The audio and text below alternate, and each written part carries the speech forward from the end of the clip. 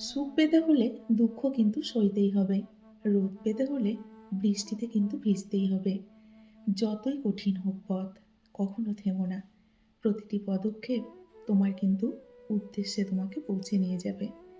জীবন সবসময় উত্তর দেয় না, কখনো কেবল নীরবতা দিয়ে কিন্তু অনেক কিছু শেখায়। জীবনের সৌন্দর্য সবসময় চোখে ধরা পড়ে না, অনেক সময় হৃদয়েও কিন্তু লুকিয়ে থাকে। শেষ বলে কিছুই নেই। প্রতিটি শেষই একটা কিন্তু নতুন অধ্যায়ের শুরু। হাসি হয়তো দুঃখ মুছে দেয় না, কিন্তু হৃদয়কে একটু হলেও হালকা করে দেয়। পথ হারিয়ে ফেললেই বোঝা যায় আমরা আসলে কোথায় যেতে চাই। জীবনে কিছু প্রশ্নের উত্তর কখনো কিন্তু খুঁজে পাওয়া যায় না, শুধু আমাদের মেনে নিতে হয়, তাই না? নিজের ভিতরের আলো নিভতে কখনো দিও না, যতই চারপাশ তোমার অন্ধকার হোক না কেন। জীবন কষ্টের কিন্তু পাঠ দেয়, কিন্তু সেই পাঠে লুকিয়ে থাকে সৌন্দর্যের কিন্তু ইশারা। যা পাওনি তা হয়তো তোমার জন্য ছিল না, শুধু মনে কষ্ট রেখো না।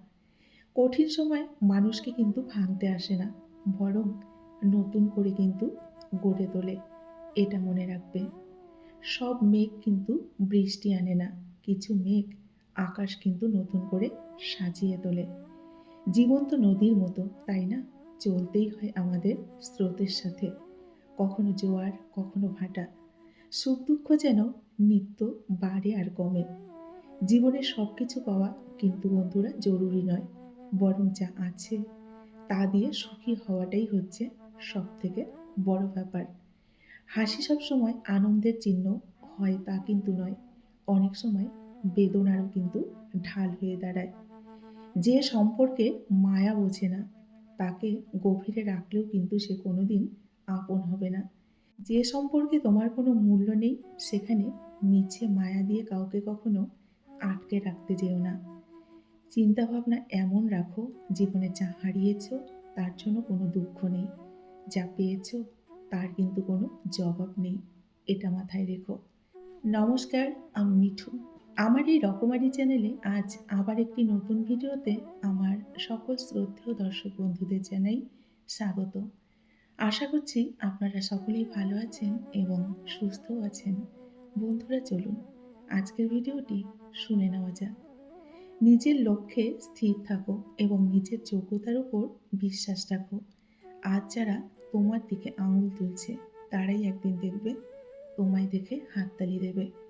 প্রতিটি মানুষই তার নিজের জীবনের হিরো, শুধু কিছু মানুষের ফিল্ম রিলিজ হয় না কখনো। জীবনে কম বন্ধু রাখো, কিন্তু বন্ধুর মতো বন্ধু অবশ্যই রেখো।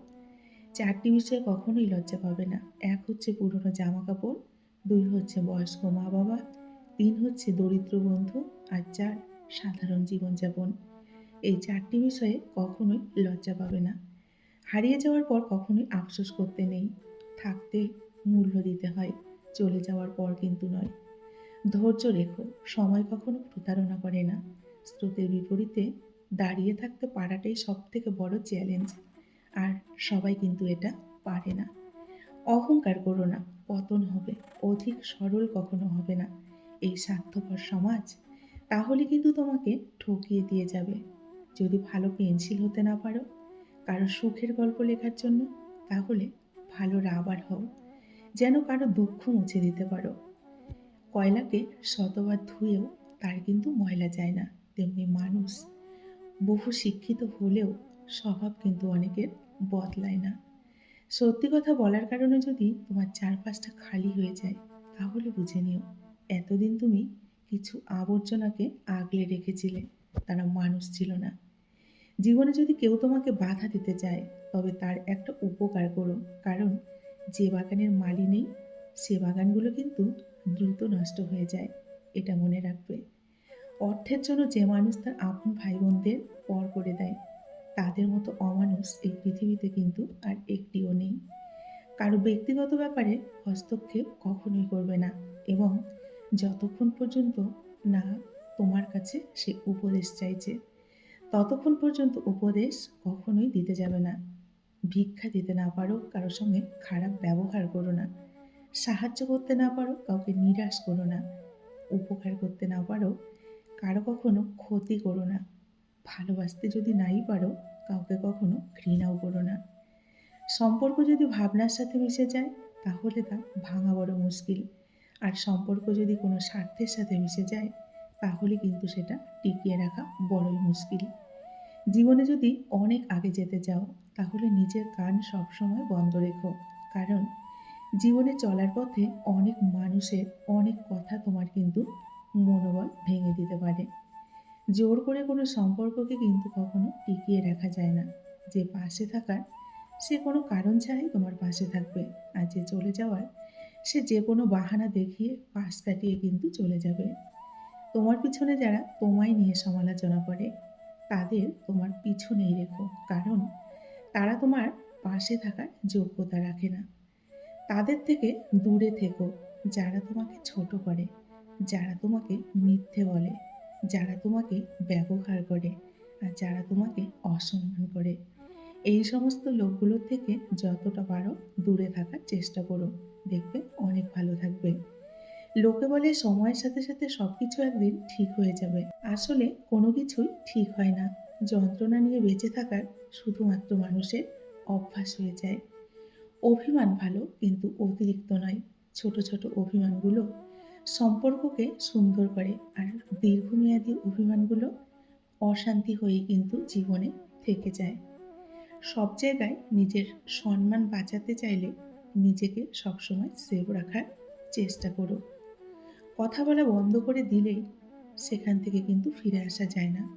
মনের ভিতরে তার জন্য কিন্তু একটা জায়গা থেকেই যায়। অবহেলা আর গুরুত্বহীন নিজেকে মনে হলে সেই পথ থেকে নিজেকে সরিয়ে নেওয়াই কিন্তু অনেকটা ভালো। এ তো হলেও সত্য যে জীবনের চরম পর্যায়ে এসে মানুষ কোনো না কোনো কারণে কিন্তু নিজেকে বদলে ফেলে। ইচ্ছে করে হোক কিংবা অনিচ্ছাকৃতভাবে। হার মেনে নিলেই তুমি ব্যর্থ। জিততে গেলে লড়তে হয়, শেষ নিঃশ্বাস পর্যন্ত কিন্তু লড়তে হয়।